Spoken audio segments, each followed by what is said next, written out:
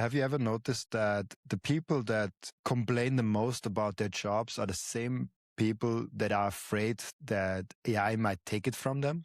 Yeah. I, I'm like, that's so crazy. Like, you complain about your job all day long, and then you're afraid that someone actually might come and do it for you. Yeah. That's funny. And then there's a deeper question, I think, in there, because I think people are afraid that they have to search meaning in their life. Because if you have to work to make ends meet, you have meaning. Like, you have kids and like you have to work like 40 hours a week to feed them, to feed yourself, to keep paying the rent or the mortgage or whatever you pay. It's very easy to get motivated in the morning, because if you don't set up, like the bills stack up, and like at some point, like you get put in prison because you can't pay your bills. Like, it's an easy motivation to have. But what if all your bills are paid? Do you have like meaning, and like, do you know what to do if you don't have to work? And I think a lot of people don't have the answer for that.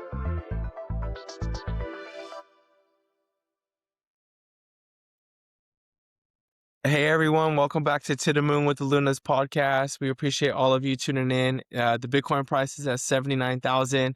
We have a great episode lined up for you. We have Robin Seyr, an Austrian writer, speaker, and the host of the Robin Seyr podcast, one of Europe's leading Bitcoin-only shows. He's also co-founder of MicroSeed and author of The Great Capital Shift, focused on how Bitcoin is reshaping the future of money, and just spoke at the 2026 Bitcoin conference in Vegas. Let's go. Robin, how you doing today? Thank you for the nice intro. Yeah, I'm doing really good. I'm just coming back from Vegas, so I'm still adjusting to the European time zone. But it was a really cool conference. I mean, a lot of people hate on it because they also have like shit coins and stable coins in there. But it's a solid, like really good Bitcoin conference at that scale. I think it's just like really hard to keep all the shit coins and stable coins things out there. And I'm excited for what's to come. Like, I think we are at just the start of something really interesting in Bitcoin. So I'm excited to talk with you about this today. Oh gosh, I'm sure being in the environment too is so refreshing, because sometimes, well, I don't know if you probably don't feel like this, but I feel like sometimes when you're out in the real world, not everyone really understands Bitcoin, and so when you're immersed in it and you're like, oh my gosh, all these people think like me, like it's probably so refreshing, It is like that. I mean, over the past couple of years, I've been now in Bitcoin 6 years, and the last 2 years I'm working full time in Bitcoin, a little bit over 2 years, and I have my podcast and my social media presence now since like almost 3 years, or a little bit over 3 years already. Nice. So I've immersed myself even outside of Bitcoin conferences so deep into the Bitcoin ecosystem, so that it's really hard for me to meet now people that are not into Bitcoin. Even my family, even my bigger family, they kind of stopped challenging me on Bitcoin. And a lot of them actually adopted Bitcoin and have Bitcoin. And my best friends are now Bitcoiners. That's the thing. Like, the few best friends that I had that were non-Bitcoiners either converted or went out of my life. That's what happens when you go into a pyramid scheme, right? Like you sort out the people. And then like, I got a lot of new friends from the Bitcoin ecosystem that are now one of my best friends that I got to know just because of Bitcoin. And it's kind of amazing. I always come back to like this 3 pillars, the 3 benefits that you have from Bitcoin. The first one is obvious. We talked about talked about the price, the 79K, and I think we're going much higher. We're going to 100K, 10 million, 1 million, all the price targets. This is but just like one aspect of Bitcoin. It's like the wealth aspect. Then there's the second aspect of the freedom aspects. We sure talk also about self-custody, like taking your own keys, running your own node, being a self-sovereign individual in the Bitcoin ecosystem. But the third aspect is what I just described.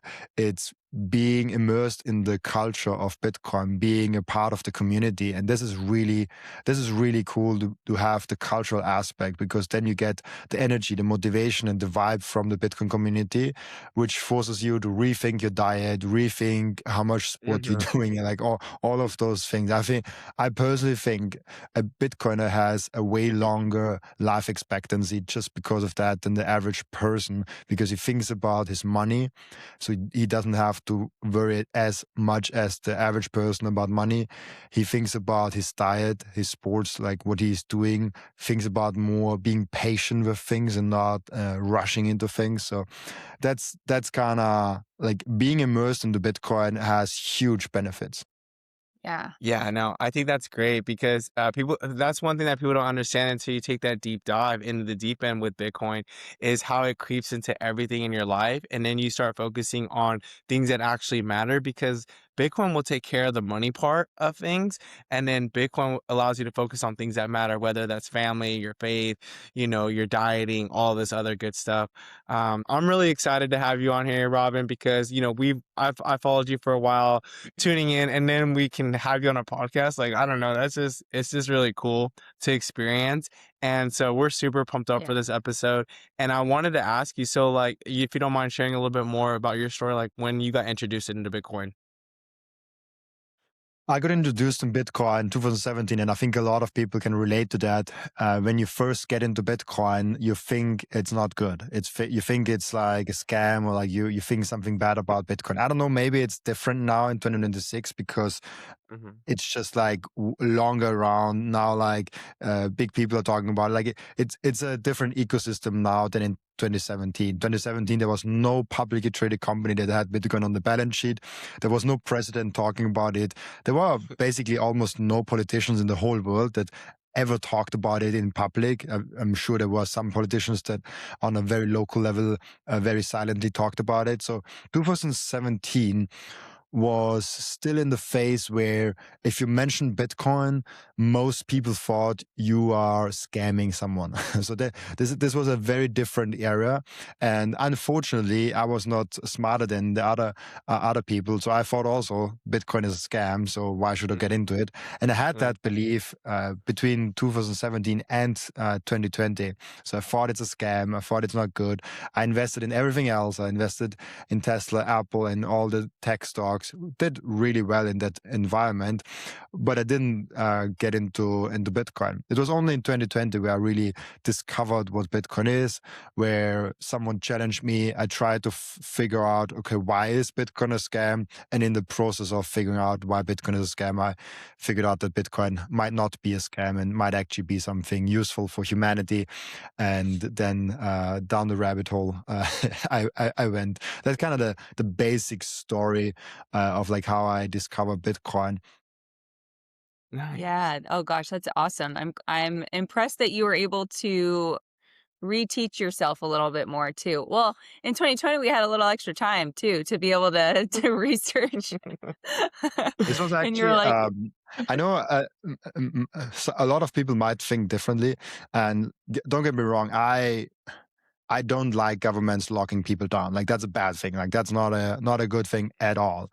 right. But honestly, for my specific situation, it was probably the best thing that could have happened to me because I did so many different things at that time. I was politically active. I had a job. I was a student and I had civil service. So I did like a lot of different things all at once. And then one day the lockdown came and all of a sudden I had nothing to do. Like for 2 weeks, every activity I did on a daily basis was just stopped, and nobody had a clue how we continue. So this held on for like 2 weeks, which gave me a lot of time to just like hang out in the garden. It was also beautiful. We had a small garden. The sun was rising. So I actually, I know people hate on COVID and the lockdowns, and I do too. Like, I don't think this is a good thing. I don't think the government should be able to lock people down. But in my specific case, it was actually a very nice time. It was perfect for me. It really gave me the opportunity and the free time and kind of the wake up call also to like just research something else, like try to do something else, because all the things that I've done till now was just stopped. And so you're like, okay, what's that Bitcoin thing? What's that YouTube thing? Like, why do people start podcasts? This is actually the origin story. Like, COVID was the origin story also of my podcast. Back then, I started my first podcast. I stopped it after everything went up again. Like when COVID stopped, I stopped also my podcast again, and then restarted it in November 2023. But honestly, it was, and maybe people can relate to that. Like I thought that time was awesome. Like I Yeah. really enjoyed having time for myself and Mhm. thinking and writing and researching stuff. And that's kind of the origin story, not only of my podcast, but especially also of my Bitcoin story. It was a crazy time. Yeah, no, I think it's what you make of it. I think what's neat about situations like that, I think you can have a really negative mindset or you can have a positive mindset. And I think it opened a lot of people's eyes during that time of uh maybe focusing on their family a little bit more, or just slowing down a little bit. I know out here in California, I mean, it's a rat race all the time. Everyone's Mhm. just constantly just in this hamster wheel of going to work, coming back, and Mhm. barely spending time with each other, and it's just like survival mode, I feels like. And so I think your perspective is so refreshing for people to hear, because I think some people, as much as it was challenging, and of course we were totally against it as well, I think it was super eye-opening to a lot of people during that time of like something's off, or maybe I haven't spent enough time with my family or my Mhm. children or things like that. And yeah, you just have to have a different mindset around certain things. And some people, did nothing and laid on the couch, and look at you. You researched, you were writing, you were, Yeah. doing all the things, spending time in nature, which is super important too. Mhm. So I just commend you for that mindset. And I think it's really good for people to hear that also. I think in Bitcoin, if you're a Bitcoiner, you understand that a lot of the things that we currently do are fucked up. Like we have a really bad monetary system. The Mhm. bad monetary system has implications on our political system. It has implications in all our life aspects. Mhm. Mhm. And so you can get really nihilistic with that. If you can get really negative with when you understand what the fiat system actually is doing. You could have the mindset of everything is going to shit, the world is going to the end, like it's so bad. I choose not to believe that. I choose that Bitcoin and AI will bring great prosperity to our world. And Mhm. I think we talked about before about AI, and there's always this discussion of like, oh, how many people will lose jobs? And I'm like, yeah, if you're doing a job that can be replaced by AI, maybe it's a good thing. Like Mhm. it's a good thing that we as humans no longer have to do that. Just over they think if someone takes my job, I will be homeless on the street. Like that's Mhm. not what's gonna happen. I Mhm. personally, and if you look at the past, I think like 30, 40 years, even though we had such a bad monetary system, the Mhm. average hours that we work is still has gone down. Now think about how good it would have been if we have a sound money standard.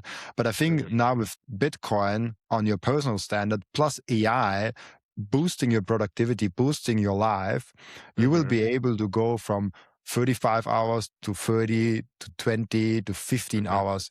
And so this is kind of the future I'm seeing. I'm seeing a sound money standard that you can already opt in today. You don't have to wait for everyone else.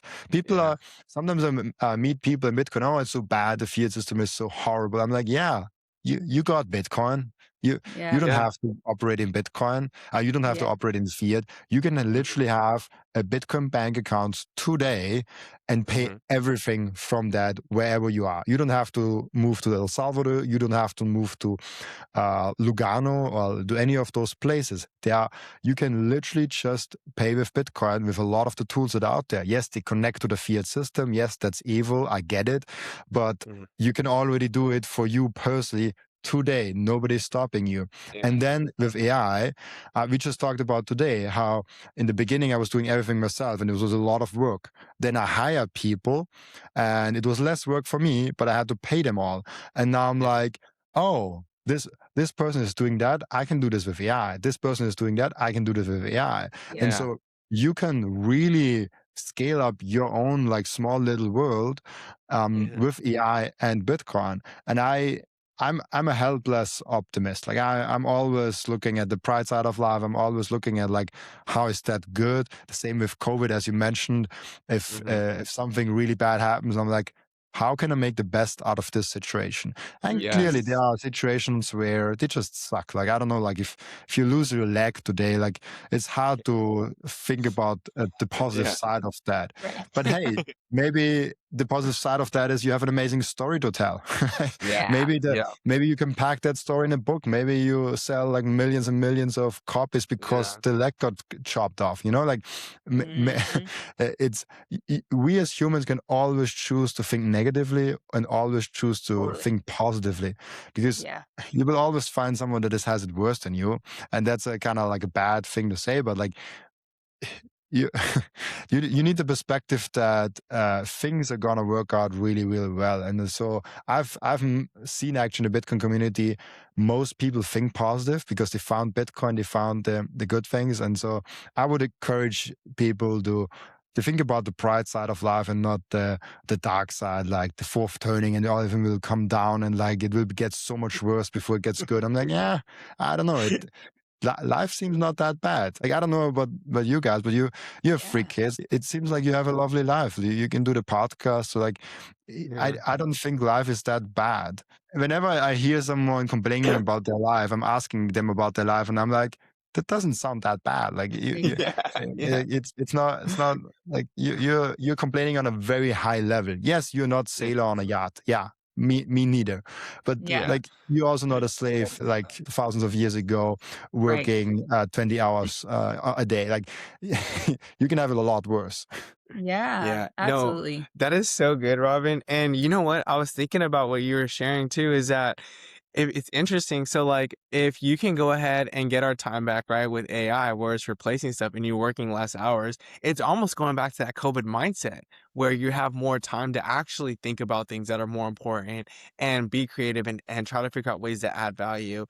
Instead of, being locked up in a job where you're like, 40 plus hours a week and then you're tired to give your leftovers to your spouse and your kids, and you have like these 2 days of freedom where everyone gets pumped up for, right?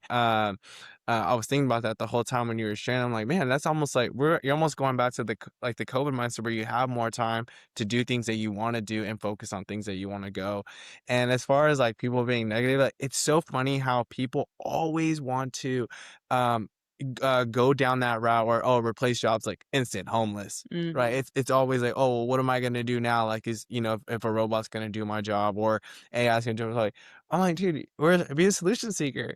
Figure it out. Maybe it's like code where you have to pivot and then you get to do something and opens your mind to something where, oh man, like I didn't know I can, do this YouTube thing or this podcast thing where it slows things down for you. So I think that's great when it comes to Have you that. have you have you ever noticed that the people that complain the most about their jobs are the same people that are afraid that AI might take it from them? Yeah. Yeah. I, Yeah. I'm like that's so crazy. Like you complain about your job all day long, and then you're afraid that someone actually might come and do it for you. Yeah. And like, That's and funny. then there's a deeper question I think in there, because I think people are afraid that they have to search meaning in their life. Because if Mm. if you have to work to make ends meet, you have meaning. Like you have kids and like you have to work like 40 hours a week to feed them, to feed yourself, to keep paying the rent or the mortgage or whatever you pay. It's very easy to get motivated in the morning, because if you don't stand up, like the bills stack up, and like at some point, like Mhm. you get put in prison because you can't pay your bills. Like it's an easy motivation to have. Mhm. But what if all your bills are paid? Do you have like meaning, and like, do you know what to do if you don't have to work? And I think a lot of people don't have the answer for that.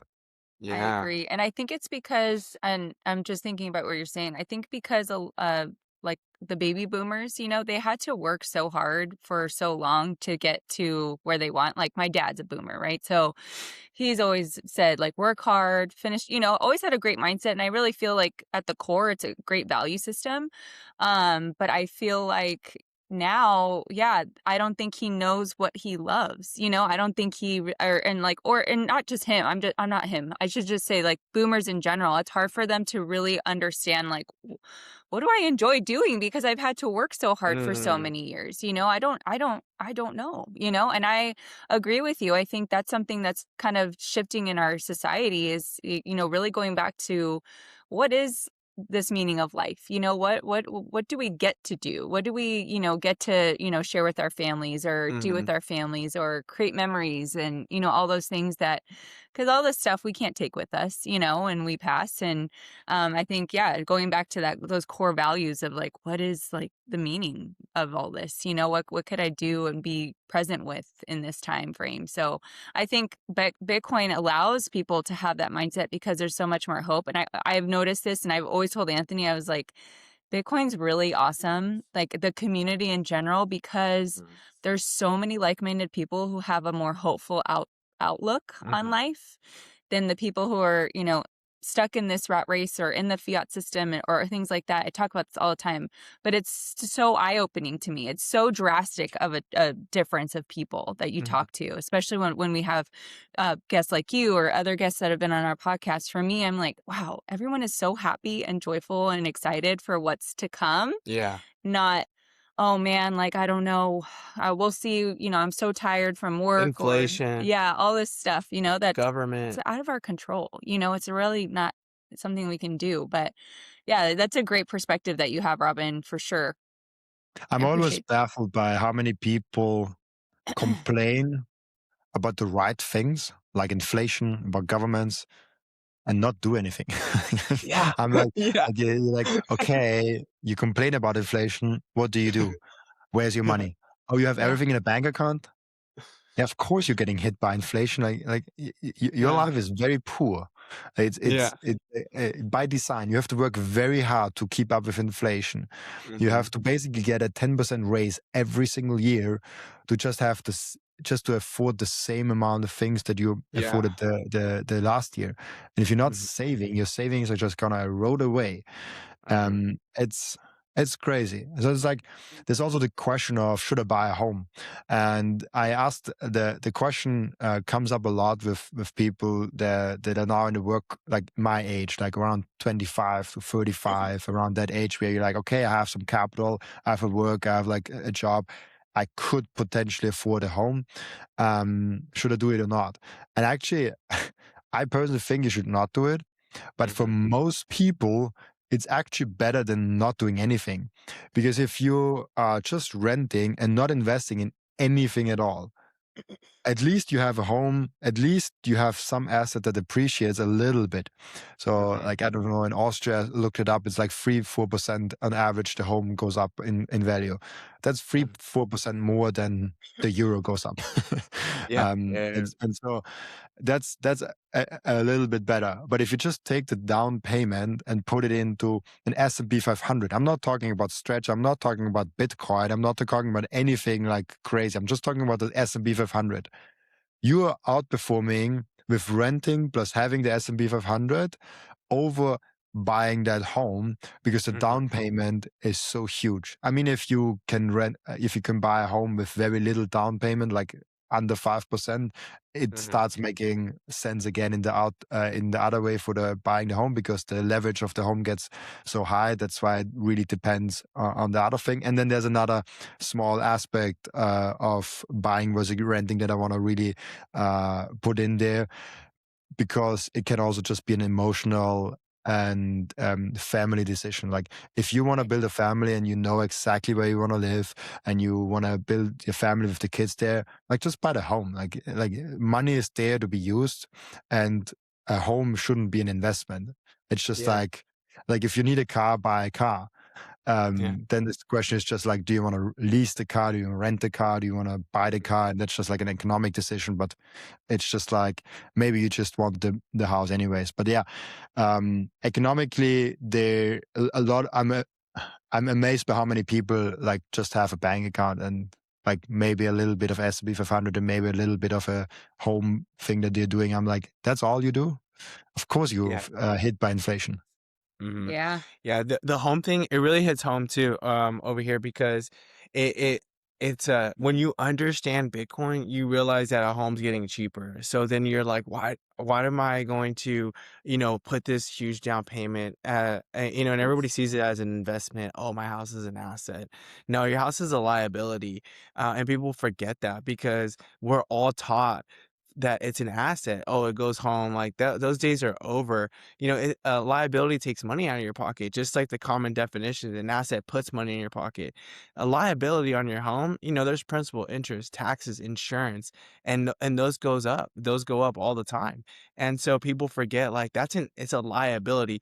When I used to do loans as a loan officer, when you would pull, someone's like, hey, I want to buy a home. I mean, somebody has a home already and they want to refinance. When you pull their credit, we have to pull their credit. That's like the first thing you have to do. Like, we're not going anywhere unless we pull your credit. You pull their credit, the first thing that comes up on the very top, you'll see credit cards, credit cards, car loans, all this stuff. The very top thing on your credit report is your home.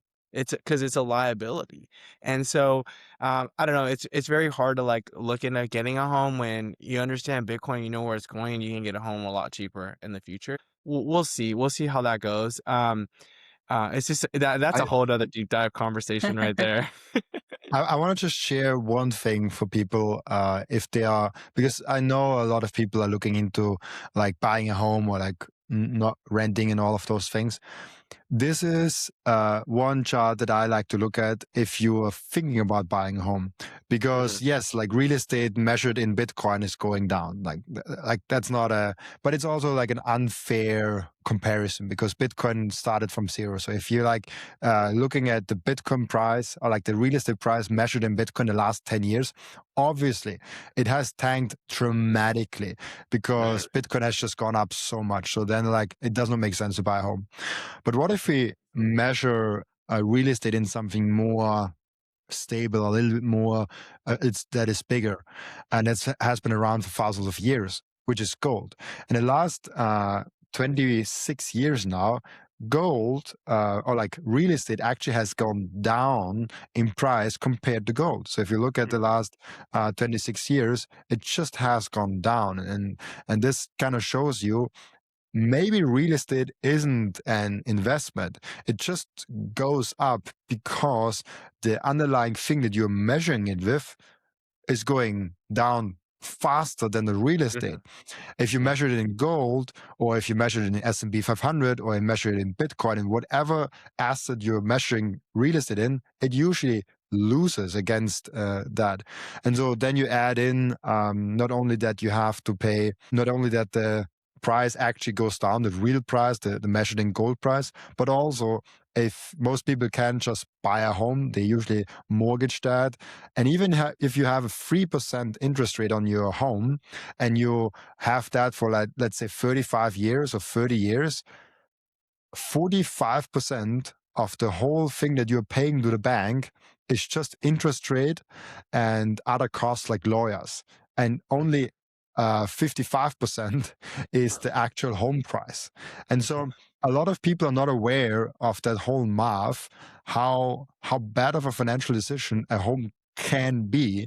And I'm pressing down on that because a home is such a big decision. And I'm not saying don't buy the home. Like if you need it, if you want it, like do it. I just want to make sure people know what they're getting into, because it's just like so many people say like, yeah, it's a easy decision. Like I buy a home because everyone does it. My uncle does it. My sister does it. Like I just buy also a home. Before you sign anything, like really look into the numbers. They're not lying. It's very clear to me. And so especially if you understand Bitcoin, but yeah, I just wanted to hammer that down because a lot of people are thinking about that. I get some questions around that. And I'm myself like very much pro just rent, but that might change when I get kids. So like, I reserve my right to change my mind on that. Yeah.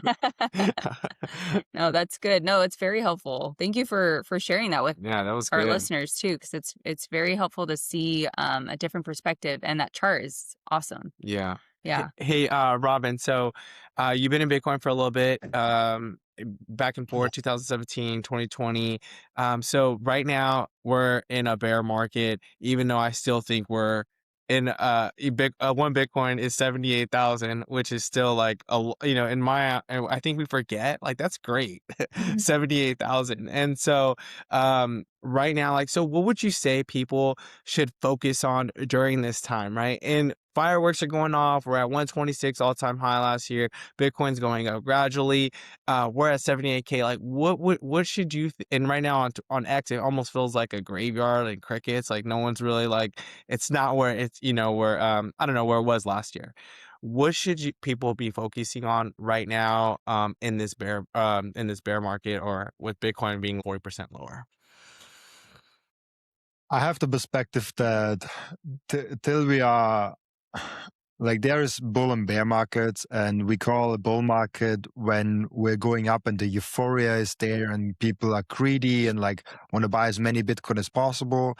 And bear markets we call when it goes down, like we are like 30%, 40%, 50% down. There's a little bit of a debate where the spring off point is between a correction and a bear market, because even in bull markets we sometimes have 30% corrections and then we keep going up. So I will just go with the flow and say that's a bear market. So there's bull and bear markets. But honestly, if you're a Bitcoiner, there's only like two real things that matter. Just keep on to the Bitcoin, and so like the accumulation, just like keep on accumulating. There are different strategies. And actually, the longer I'm in Bitcoin, the more I'm realizing maybe it's a good strategy to not just buy blindly, but like buy with some kind of strategy. And I'll dive into that a little bit later maybe. But the first thing, just like keep on buying, especially in the bear market. If you're getting, if there's a 50% drawdown, you get twice as many Bitcoin as you got just like half a year ago. And now Bitcoin is even better from fundamentals. So it's like a better product for half the price. It's like if you have an, I don't know, toaster oven that you really like, and you looked at it and you like it, you love it, all of a sudden it broke down. Now they come up with a new version. It's better. It has all the fancy shit, and it's half the price. And you're like, it's half the price now. I want to buy something more expensive. Like, I don't know. It's not that attractive anymore because it's half the price. That's a ridiculous thing to say. And the same way, it's a ridiculous thing to say with Bitcoin. Like, Bitcoin got better in the last half year. A lot of development has happened in the last half year, and the price has gone down 40%. This is the time where you should, like, say, let's sell your shares, like mortgage your grandma, and like like buy as many Bitcoin as you humanly possibly can. The other thing is, that's like the stacking, the accumulation thing. The other thing is, if you are like, there's people that are in Bitcoin, working Bitcoin, and there are people that just work in fiat. If you do, this is the time where you want to be frugal, where you want to stack some over hours if you can at the work. If you want to dive deeper, maybe you want to do something like whatever you're doing currently to make money. Right now, it's a great time to be extra motivated, because as I said, you're getting twice as many Bitcoin as you just got like half a year ago. So if there's a chance to make more money, like, that's it. Now, if you're working in Bitcoin, that's harder.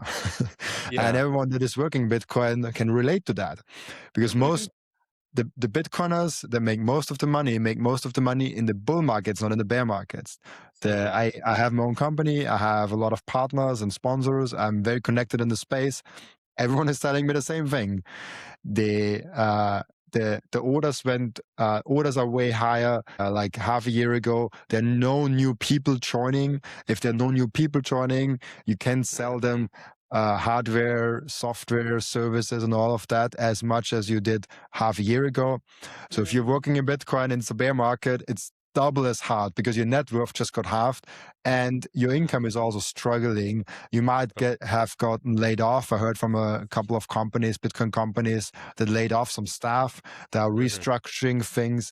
So it's just overall a harder time. So there's those two things. So keep on stacking, especially this time. And if you somehow have the possibility to earn more, if you don't have to sacrifice your family or anything of that, or maybe you want to sacrifice for a short period of time to stack harder to have more time later, like, this is the time to do it, to really dig in and get in there. Now, I mentioned before the kind of the stacking stacking strategy. I, for a very long time, just bought everything. I like, no matter if it was all-time high or all-time low. I mean, all-time low is not possible. Started at zero, but like all-time high, or like we're in a bear market at a 50% correction. I was just buying. Like I didn't care about the price. Mhm. Now I'm a little bit long in Bitcoin and I see patterns and I'm like, okay, maybe it would have been better to have not 100% Bitcoin allocation, but like a 90% Bitcoin allocation and like 10% cash, and Okay. just keep it at that ratio. Because the beautiful thing that happens when you keep it at 10% cash ratio is when Bitcoin goes up a lot, you just put your income into the cash position to keep the 10% percentage, because the Bitcoin kind of eats up your cash percentage if it goes up. And then the beautiful thing that happens, if Bitcoin goes down, your cash position gets bigger. Then you have to buy Bitcoin with the cash position Mm, to get more Bitcoin again. And actually, I had a guest on my show, Stephen Perrinot. okay. He did the math. What is the best Bitcoin to cash kind of ratio? And Okay. apparently it's 76%, 76% all in Bitcoin and the rest in cash. And if you Yeah. do that over the last 10 years, you actually ended up with more Bitcoin than if you just bought with 100% of your position Bitcoin, Mm, which is a really interesting strategy, because you always have a cash cushion, which makes your sleep maybe better. Like if there's a surprise thing, surprise expense coming up, I don't know, you're getting pregnant again, like all of a sudden you have to buy things again, like you need a bigger car because the car that you still that I have right now doesn't fit the fourth kid or something like that. Like things are happening in life and you might need money in the short term. So having a cash position and not having to sell the Bitcoin is a huge game changer for me, that I've just started to adopt in the last, like I think November last year, I started to adopt that slowly, and I'm building my cash position now, which is a horrible time to build a cash position in the bear market. But yeah, I was too stupid to not do it in the bull market, so I have to do it in the bear market. So that's one thing I want to share is like 100% Bitcoin position might not be the best strategy long term, especially if you have family or any other responsibilities. One thing why I did it is, now with the company, and now I'm getting married literally in 4 days. So when this comes out, I'm probably already married. It's just my responsibility to have money, and always be able to pay for things grew.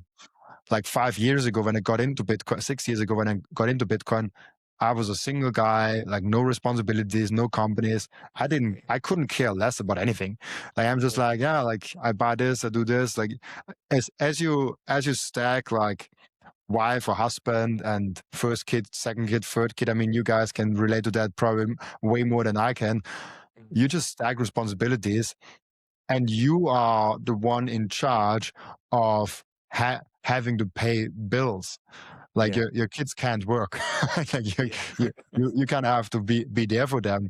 The same way I'm trying to be there for, like my wife can, like soon to be wife, can pay everything herself. But in an emergency, I want to be able to take care of her. The same way I think the other way around. Like if your husband is out of work, the wife should be stepping in. And so it's like, so I think just like increasing your own personal responsibility might make the view on like, oh, I'm just like going all in on Bitcoin a little bit different, and having a position that is also a little bit cash position might be good. We can also talk about strategy and stretch and all those products, but I always like to keep it simple, just Bitcoin self custody and some cash position. This episode is brought to you by MicroSeed. MicroSeed engraves your entire Bitcoin seed phrase onto fireproof, waterproof steel, or titanium. Small enough to fit in your palm, strong enough to last a lifetime. It's durable, easy to hide, and built for secure storage. If your seed phrase is still on paper, it's time to upgrade and take self-custody to the next level. Because not your keys, not your coins. Go to microseed.io and use code LUNA, LUNA, for a discount, or check the link in the description below. Yeah, no, that's That's really good. And if you really think about it too, like basically 75% Bitcoin is still a very good portion to position. Mhm. Like if we're like big picture, 75% of Bitcoin is still a great position to be Yeah. in, right? And like you shared too, having a wife and having kids, yeah, you stack more responsibilities. So having that cash position is important. As much as we want to like be all in on Bitcoin, it's still, even if you're not in Bitcoin, let's just say this, you want to have an emergency fund, and we've always had that emergency fund, and it's always been nice because things happen, right? We live on planet Earth where life happens, and so it's always been nice to have that Yeah. fund. And so it just gets bigger with the responsibilities that you end up stacking. And so I think that's such a great point where a lot of people, Bitcoiners, might get lost in like, Mhm. hey, Bitcoin only, fiat zero. Like, yeah, I understand that you could still have Bitcoin only at 75%, and not have any other assets. Again, that's another topic. But sharing that too, with this being in a bear market, one of the things I personally have, we've taken on ourselves where it is kind of significant to have study Bitcoin more. This is a perfect time to like figure out what it is, where you're getting it at like 40% cheaper. What is it? How do I take custody of this? What is self custody? What is, a hot wallet, a cold wallet? So just to share with you, we actually just got this in on Friday. Super pumped. Bow, MicroSeed. So it's really cool because doing this journey with Danielle, we already have a couple wallets already, but we're like, man, we need to take everything to the next level and treat our Bitcoin that we have right now like if it's, like you shared in the very beginning, a million, 10 million, because we know where it's going. Right. Well, why would you not do your due diligence when it's lower, right? And so it's really cool to go on this journey with her. So we got the microseed on Friday, Yeah. and then and then walk her through like I did the first wallets by myself, so we're gonna do another wallet together Yeah. and get rid of the other one, going like a Bitcoin only hardware wallet. And so just doing this process, it's important. Doing your studying Bitcoin in a bear market is the perfect time to study self custody and stuff like that. And instead of in a bull market, it's just like, everyone's kind of like number go up, price go up, Right. but like don't forget the fundamentals, don't forget the basics, don't for you want to be protected at all time, being self sovereign. And I know you're a partner with MicroSeed, so you mind sharing a little bit about like how that came to fruition and just a little bit more on that. Oh, yeah, thank you. But thank you so much for buying the microseed. That's really cool and really awesome. I have the OG, like old version, like the with the orange base still. It's not as Nice. good as what you already have. And actually, this is maybe ties back to the previous topic. Um, we started MicroSeed, I think, like April last year, where we had the first sales, something like that, and we really ramped up like marketing in like July, August, around that time, like last year, and it was bull market. We were like, we got so many orders, we couldn't keep up. We got the orders, and it's a physical product, so you have to pre-order, and then it takes a while till it comes to you. Then we have to assemble it, and then we can ship it out to customers. So we're always behind. And that time we were sold out most of the times. And now the time got a little bit slower. Not as many new people come in, so there's less orders coming in. And it's actually, I talked with Daniel and Fritz, my two co-founders of MicroSeed. It's actually a blessing because it's of course I say that because I'm an optimist, but but it was actually a blessing because it gave us the time to rethink the whole design. If we would just gone up and like we would have just brought that out, and man, that's an amazing product. It works really, really good, but it has a few small flaws, like the price is high, and things that we just like figured out after having it some time that you can still improve, even though I personally think this already is the like by far the best product on the market. And we just want to take it even further. We want to take it even a step further. But this takes a lot of time to develop, to research, to think about. And so we actually now developed a whole new MicroSeed. I mean, whole new. It's the same process, the same thing. It has the same element to it. And honestly, we're super, super glad that we did that, because without the public, without the bear market, never would have done that. And now I don't know exactly when it will launch. So it will still take some time. So I think even if when this podcast drops, I think it will still not have the new version out, because it just takes a long time to develop something and then test it and like get it out on the market and all of that. So will still take some time. I hope the bull market doesn't start till we get the new thing going.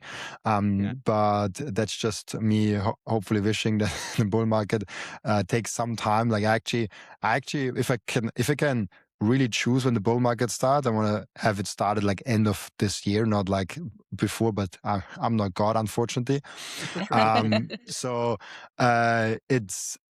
this was a blessing in disguise, like the bear market, because we were able to develop the MicroSeed, which I absolutely love, even further, make it affordable for a bigger portion of the population, and even have some kind of like small improvements here and there. But the biggest improvement is the affordability of the new one, which is it's just huge for us to have that time.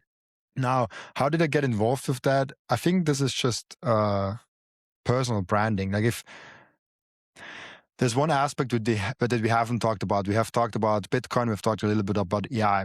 But if you think about the new world that we are going to enter, we have Bitcoin on the one hand and AI on the other hand. AI will demonetize human. Like, we will just demonetize human labor. Will be less and less, which will be hard for people to adjust to, but we will have some time to adjust to. Then we have Bitcoin, which is demonetizing all other assets, literally gold, real estate, all of it. And then what is still of value? What is still there that people really want? It's branding.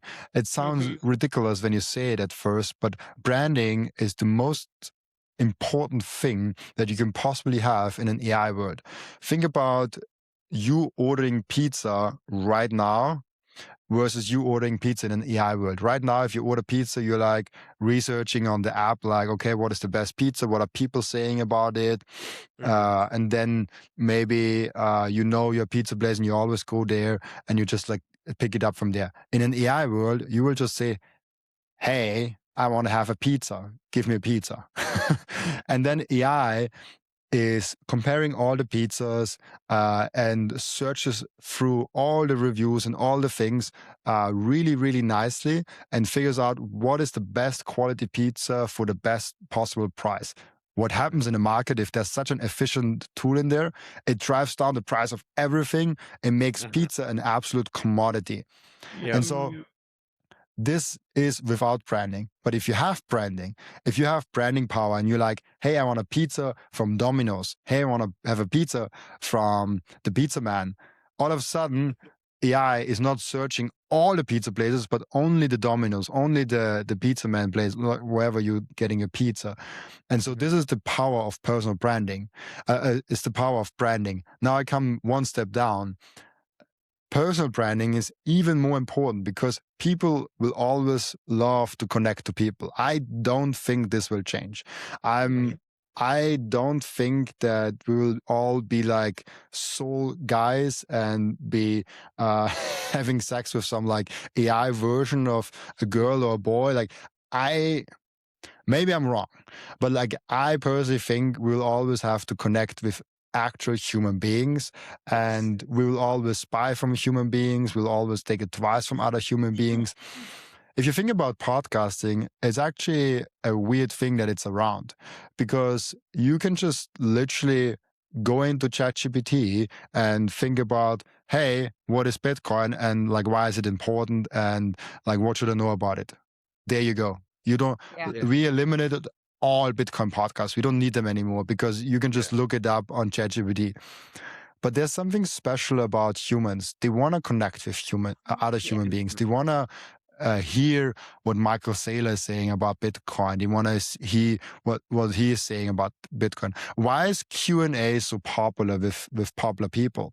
There's literally, I was at the Q&A session in the VIP section with Michael Saylor, and the host said, "Oh, does someone have questions?" And everyone was like, "Oh, I have a question for Michael Saylor."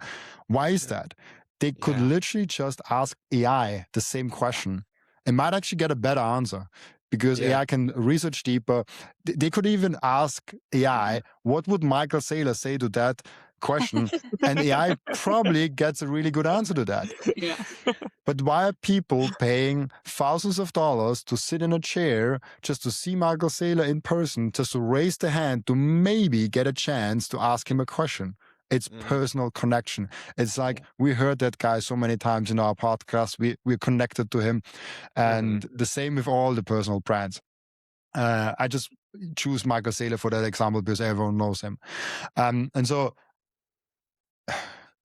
branding will still be around, but what you can do as a person is do personal branding. That's the most important. Oh, I remember now where I was going with that. And because of personal branding, Daniel knew me and we got together. We formed that friendship. He came to Vienna. We played golf. We had a nice time in Vienna, and that's basically how it came together. So that's what I'm kind of wanting to say. Build your own personal brand. Know, like, if you ask AI who Robin Seyr is, or you Google Robin Seyr, there should be an answer for that. There should be something coming up. And you have to maybe work really hard to like have that personal brand. But if you have it, there are advantages coming from that. I could make a whole 2-3 hour podcast of all the advantages that I have just personally seen from my small personal brand. I'm not a Michael Saylor. I'm not a Anthony. I'm not a Seyfried Moose, I wanted to say. You Anthony, that's why I was Anthony probably in my head. I was like, where's the Anthony coming from now? Right here. But I'm not a Seyfried Moose, Michael Saylor, or any of those very big people. But I already see what huge personal branding affects what you can do in the space. So I personally encourage everyone that has the courage to go out with their name and with their likeliness and with their face, like build your personal brand as hard as possible. It's a huge advantage. You get opportunities before other people even hear about a thing. Like I heard about MicroSeed before even 5 people bought it. And so it's like a huge advantage that I just have because of the personal brand. I have friendships, literally friendships that I absolutely love because of the personal brand, because someone reached out like, "Oh, Robin, love your stuff." And we got to talking and we hang out, and he was on the podcast, and like over 2-3 years, and you're like, "Oh gosh, like I love this guy. He's a great friend of mine now." And so connecting with human beings, networking, building a personal brand, interacting with other human beings is probably the most important thing that you can possibly do in an AI-powered and Bitcoin-powered world. Yeah. I think also 2020 was a very eye-opener for that too. We wanted human connection. We wanted to be able to, I know we love being with our friends and family, and when that's taken away, you kind of go, like, what's the point? We need to be able to connect with people and really learn from each other and, disagree and have discussions. And I think that's super, super important. I think that's a really great aspect that you're sharing with us for sure. Yeah, well, everybody wants to be acknowledged. Going back to what you were talking about with Michael Saylor, right? Oh, well, I went to the Bitcoin conference and Michael Saylor picked on me and he answered my question, or like me and him had an interaction. Like everybody is feeding for that human connection. I think everybody communicates, but if you connect, you have to learn how to be a connector, right? And having a podcast, like, you're obviously a connector, right? You've had multiple guests of, all across the world, different, backgrounds, and being able to that's not, I personally think, I don't think that's easy. Like you have to be able to connect with someone, meet them where they're at, acknowledge them, and hear where they're coming from. Most people, just like in the regular FBR world, right? Hey, how you doing? How you doing today? Good. Oh, nice. What are you doing this weekend? Oh, XYZ. Like, and then it's like over, Mm. right? It's just like, okay, now we go our own separate ways.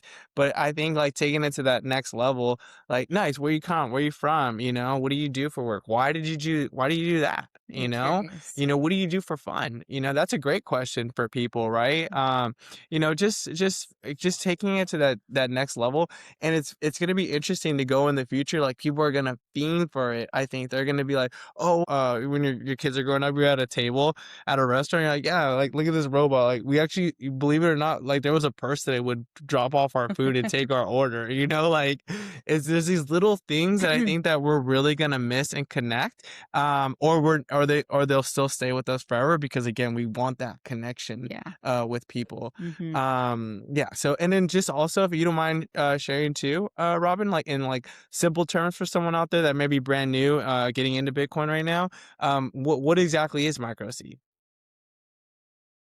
MicroSeed is the last thing you need in self-custody, but a very essential thing that you need in self-custody.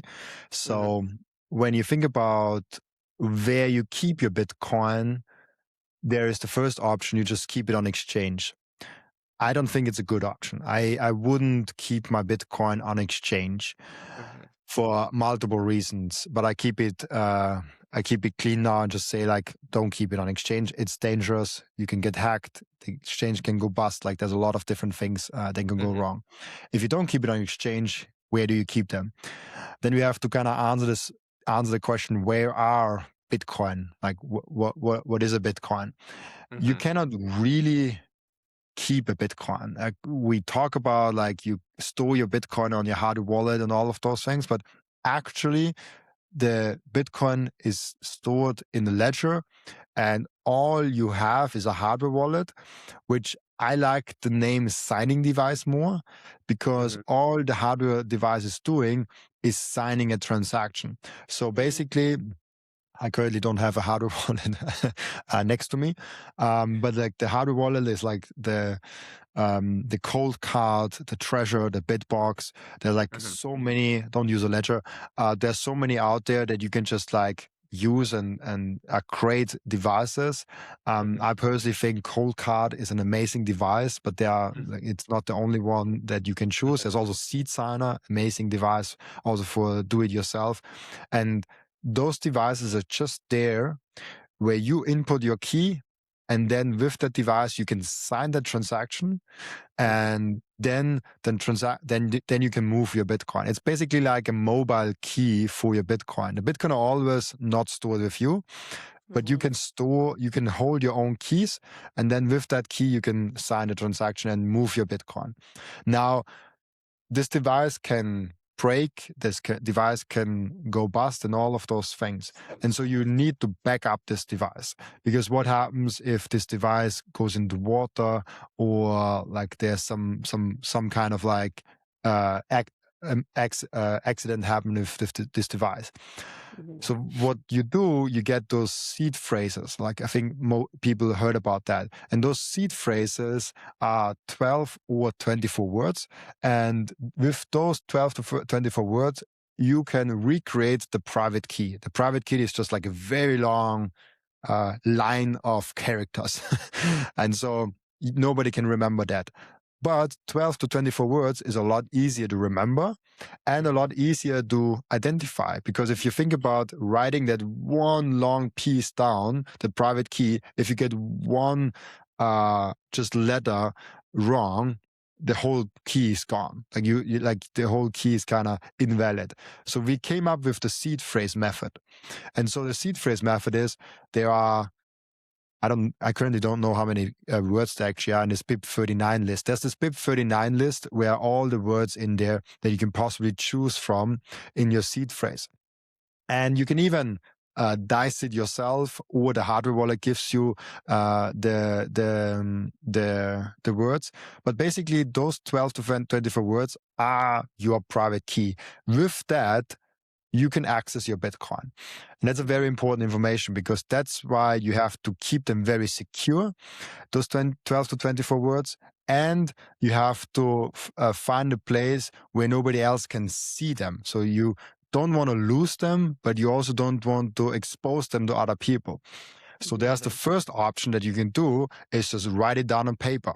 Now, why would you not do it that way? Paper is probably the worst possible thing you can do with your seed phrase. First off, paper is completely vanished if you just like trip a little bit of water, or even worse, like a liquid, like a juice or something like that on there, which easily can happen. Even if you have it somewhere secure, like paper is not a good thing to store long-term things on there, because paper just like after some time rots, and like if the water is coming in there, like paper is a horrible thing. And I've heard multiple stories where someone just like stored it on paper. The partner came there, got the paper and threw it away, and like the seed phrase is gone. I heard multiple of those stories, because paper is like, like what is this paper? Like, there's nothing written. Like there's some words. Like just like throw it away. Yeah, it's easily done, and there's multiple stories that this actually happened to them. Now, you want to write it on something that is durable.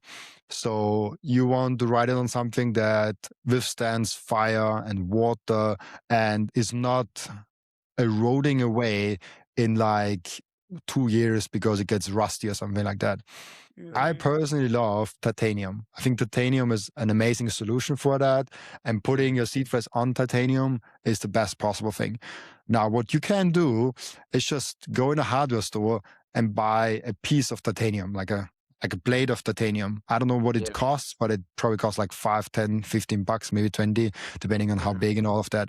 And you can just literally just use a screwdriver and like put your things in there, like your 12 words, just like rub it in there and it's on there. Like if you don't want to spend a lot of money, just do that.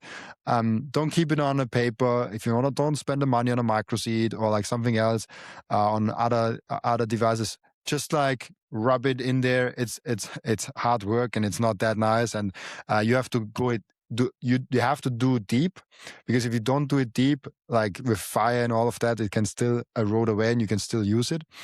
What we did at MicroSeed, we thought about how can we make that process as easy as humanly possible. So we made that small device where you have wait, I'll just make that up for you guys. Where you have a small washer inside. In that washer is titanium. So this is just like a small, very, very tiny titanium blade. Yeah, here it is. And you can put that titanium blade in the base, and then you just screw it in there with the screw that is in the package, of course. And once it's screwed in there, like that, then you can put the table on top. You just put the letters. So like there's all those letters involved with it. This currently is the letter O. You can just put the letter in there and you hammer on there like that. And then the letter O is on the washer. And then you just click one step further. And then you put the next letter in there. Next step further, next letter, and all of like just till you have all the words in there. We put 2 holes in there. So you have 2 lines, you have an outer line and an inner line. And so you put actually 240 characters you can put on one washer. Wow. Where 24 words put on are fitting in on the whole washer back and forth. And there's still some space left over. Now you can go lower because you actually don't need all of the letters of every word. You can just go with the first 4 letters of each word, and you can recreate the words later because there's a list and you only need the first 4 letters to actually recreate every word. Okay. So that's basically it. What we did, like you can just like put it on there, and like it's super easy. So what we are selling is a convenient, very nice and secure way to put your seed phrase on there. If you're very new and you have like, I don't know, $1,000 in Bitcoin, don't buy like $200, $300, depending on where you live, device to secure your Bitcoin. It's kind of like 30% of your all of your stack. Just get a metal plate and use a screwdriver to like put it in somewhere on somewhere durable. If you have like $10,000 worth of Bitcoin, 100,000, a million, like then you really want to invest in something that's like easy to do. And especially like I invest a lot of money in different kind of solutions, but this is nice because you only have to invest once money. So this thing, I still work with the first version of the MicroSeed. I didn't even upgrade to the second version. I'm not using the new version. I'm just still using the first one because it's perfect. It works really well, and it will work probably all my life. I hope so.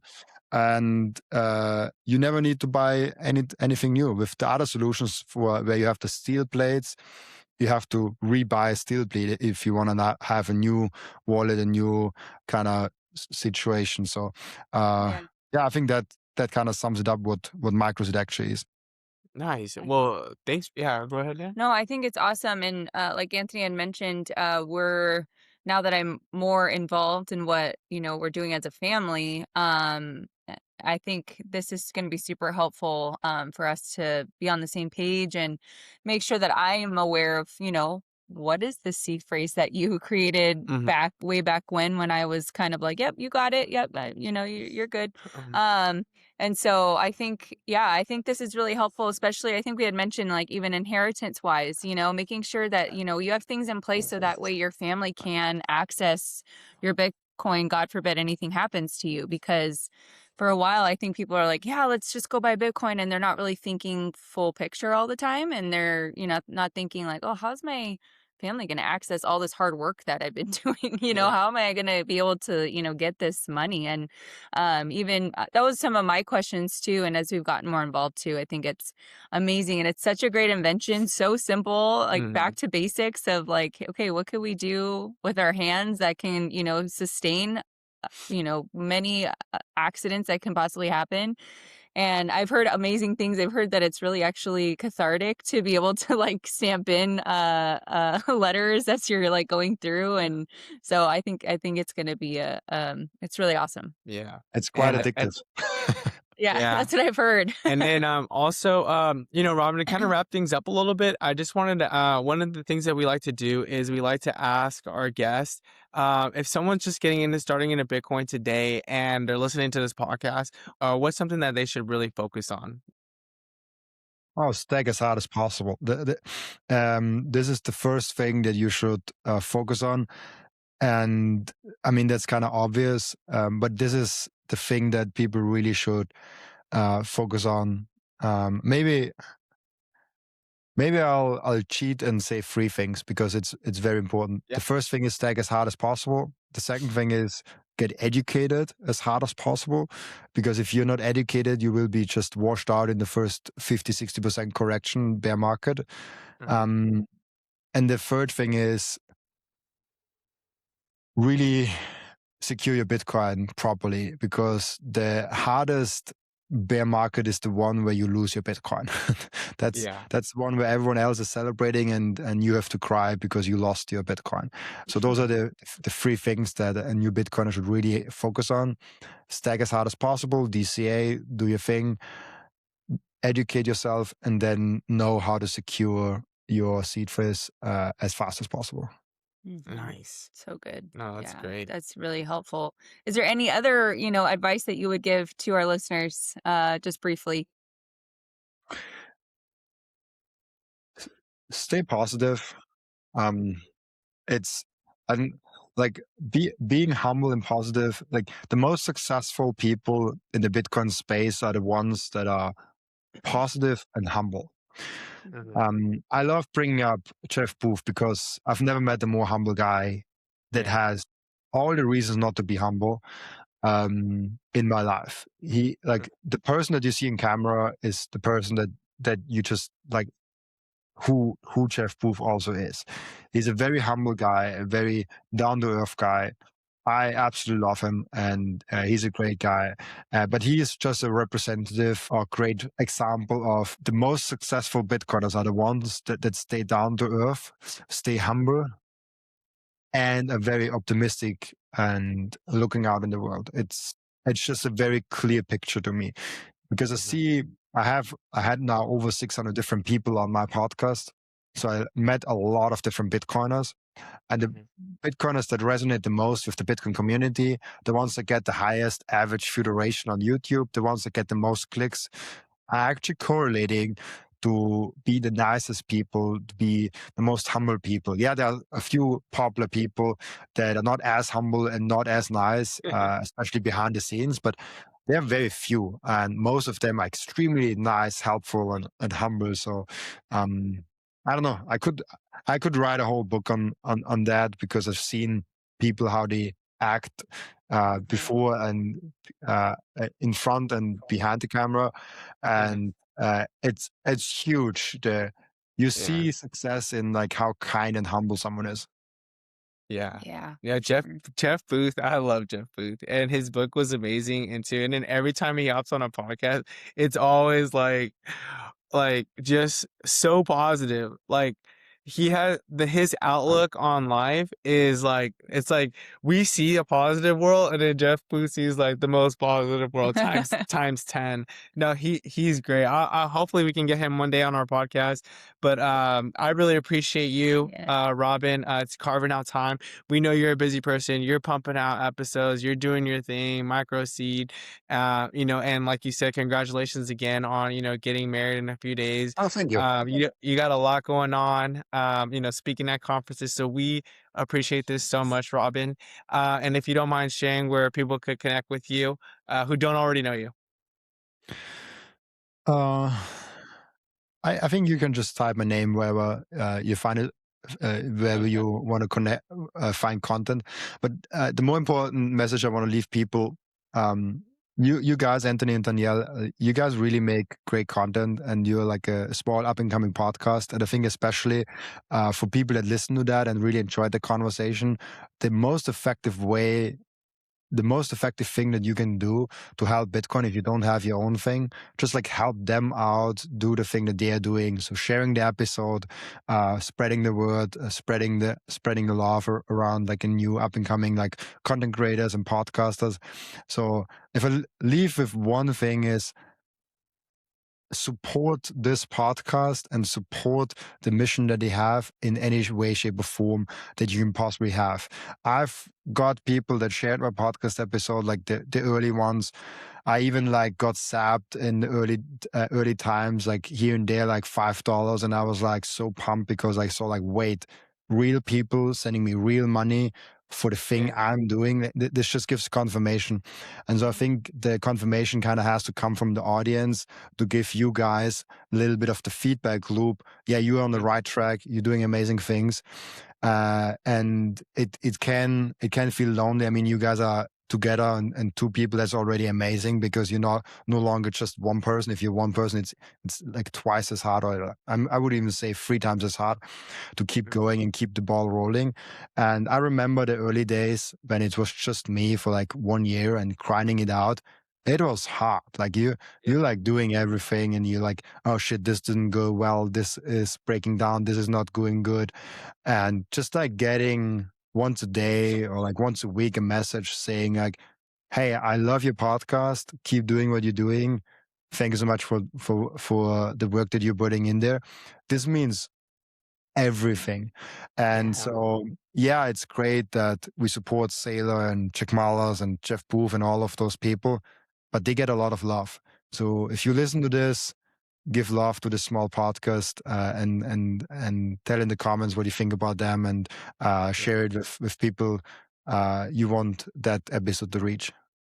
Yeah. Thank you so much, Robin. Those are such kind words. We really appreciate it. Yeah, that's our goal, is just to be able to help other people get the word out, and know that people just like them are navigating the Bitcoin space also, and trying to figure it out as a couple, and wanting to figure it out as a couple. So that way, we can just have more that family unit come back to our world too. So yeah, we appreciate your time so much, Robin. And yeah, thank you. Thank you. And congratulations. We're so excited for your future too. Thank you. I appreciate that. Absolutely. Awesome. All right, everyone. Thank you so much for listening in to the Moon with the Lunas podcast. And we look forward to connecting with most of you. All right. Have a great day. Bye. To the moon.